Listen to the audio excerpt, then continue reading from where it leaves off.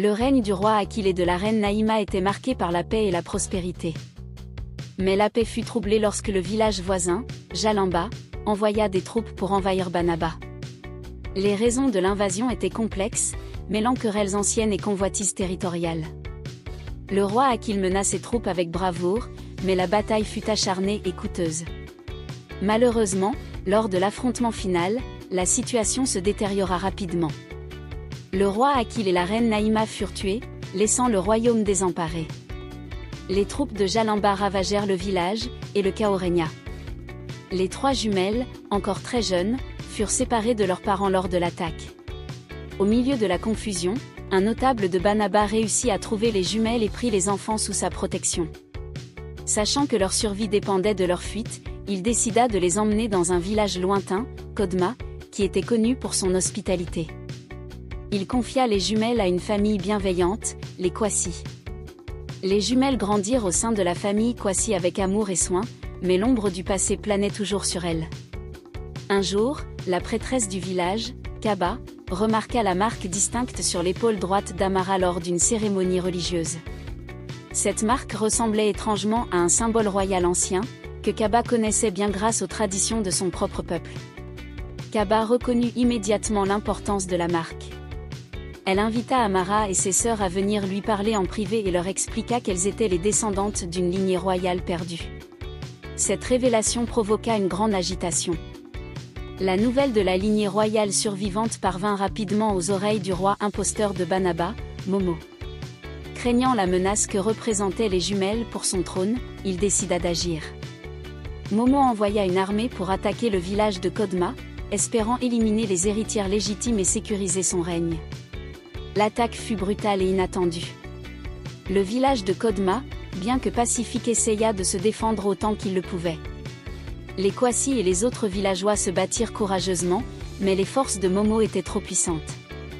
Les jumelles, bien que courageuses, furent prises dans le chaos. Lors de l'attaque, Zuri, la jumelle la plus audacieuse, tenta de protéger les villageois et les enfants. Malheureusement, elle fut gravement blessée dans le combat. Malgré les efforts des guérisseurs, ses blessures étaient trop graves, et elle succomba rapidement. La situation se détériora encore lorsque Nia fut capturée par les troupes de Momo. Elle fut emmenée dans le camp des envahisseurs et soumise à de mauvais traitements. Amara, dévastée par la perte de Zuri et l'enlèvement de Nia, fut contrainte de se cacher pour survivre. Nia mourut peu de temps après, laissant Amara seule avec le poids de leur héritage royal et de leur tragédie. Après la mort de ses sœurs, Amara se retrouva seule mais déterminée à honorer la mémoire de ses sœurs et à restaurer l'héritage royal. Avec l'aide de la prêtresse Kaba et des alliés restants du village de Kodma, elle décida de se battre pour récupérer son royaume natal. Amara épousa le successeur du roi de Kodma, un homme noble et respecté nommé Tuba.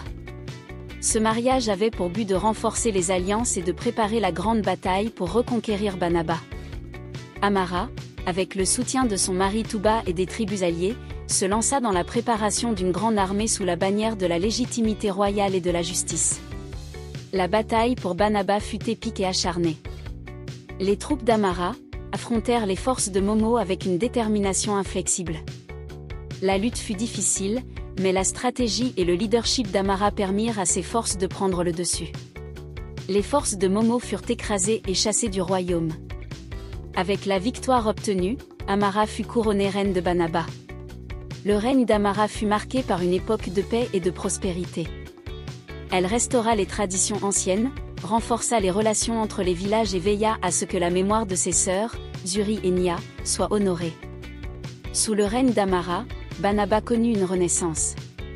Les anciennes cicatrices de la guerre commencèrent à guérir, et le royaume retrouva sa grandeur passée. Les enfants de Banaba grandirent en apprenant l'histoire des jumelles, leur courage et leur sacrifice servant de modèle et d'inspiration pour les générations futures.